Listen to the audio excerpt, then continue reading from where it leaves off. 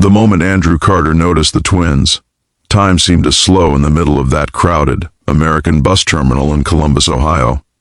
People rushed past with phones pressed to ears and coffee spilling from paper cups.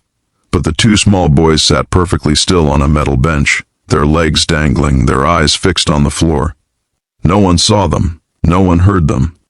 And Andrew felt a sharp, aching pull in his chest, the kind that comes when you recognize a loneliness that looks exactly like your own. Before the story goes any further, pause for a moment. If you believe kindness can change a life, if you believe second chances still exist in this world, please like this video, share it with someone you care about, leave a comment, and subscribe to the channel. Your support keeps stories like this alive. Andrew was a single father of one, still learning how to breathe after loss. 2 years earlier, his wife Rebecca had passed away unexpectedly, leaving him alone to raise their daughter Hannah. He worked long hours as a maintenance supervisor at a public school, hands rough from fixing what others broke, heart worn thin from pretending he was stronger than he felt. Every day was survival. Every night was quiet in a way that hurt. He knew what it meant to feel invisible, to sit in public spaces and realize no one was really looking at you. The twins looked to be around 6 years old, identical down to the cowlicks in their light brown hair.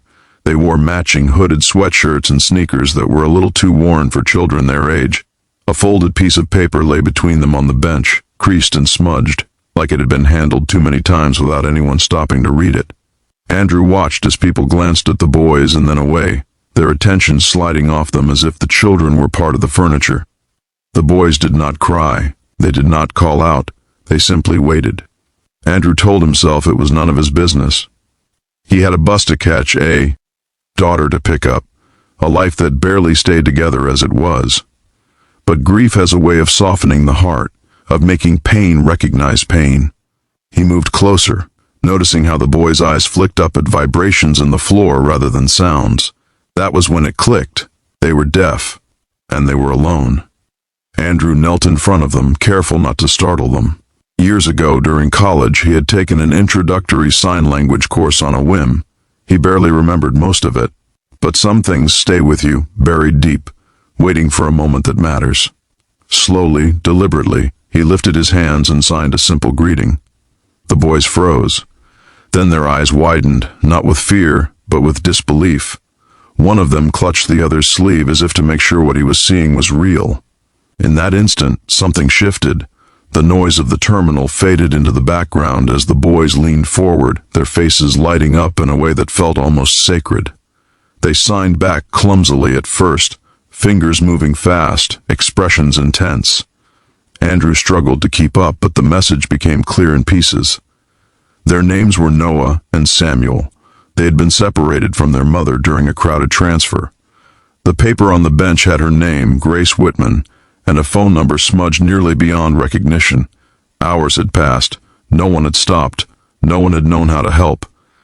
Andrew's heart pounded as he stood and waved down an employee, using gestures, pointing, insisting. The process was slow and frustrating.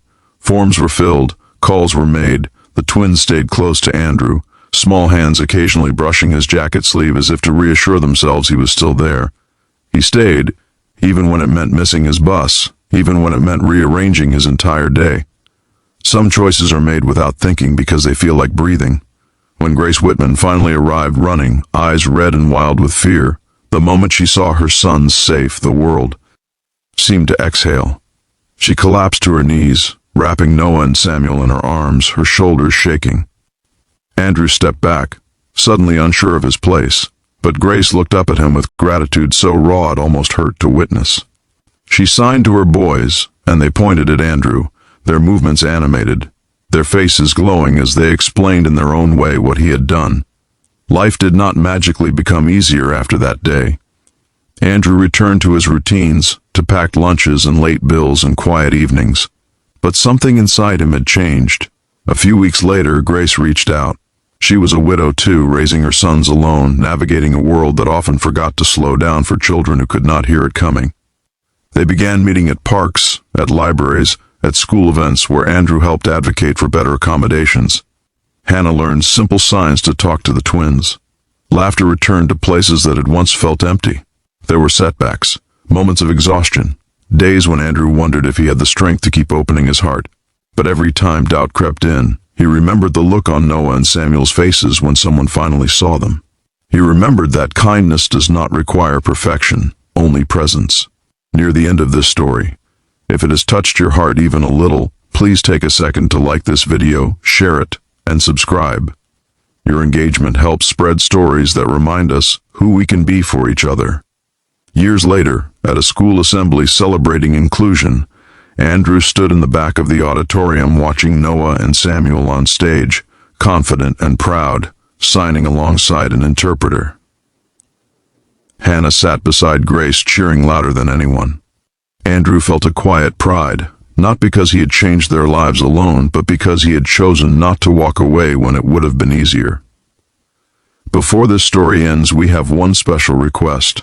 Please comment the word kindness below if you believe small moments can create lifelong change. The world will always be loud. It will always rush past those who need patience the most.